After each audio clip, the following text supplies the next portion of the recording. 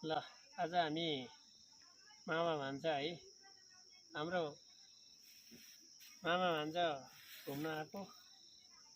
यतिखेर चाहिँ हामी कास्की जिल्ला यो बेगनास तालभन्दा माथि सौर्य डाँडा भन्छ। अहिले घुम्दै फिर्दै यहाँ आइपुगेका छौँ। यतिखेर चाहिँ हामी अब त्यो डाँडाबाट सिग्लेसबाट आएको है।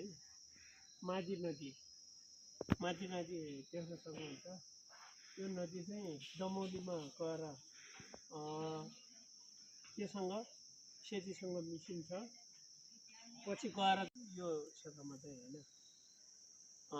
हाम्रो भान्जा क्यामेराम्यान हुनुहुन्छ साथमा हामीसँगै।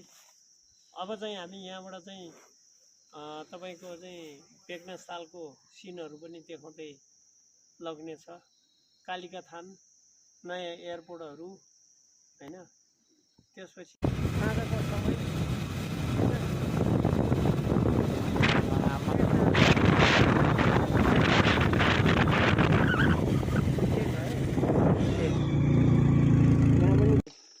सौर्य बजार भन्ने यही हो, त्यही होइन।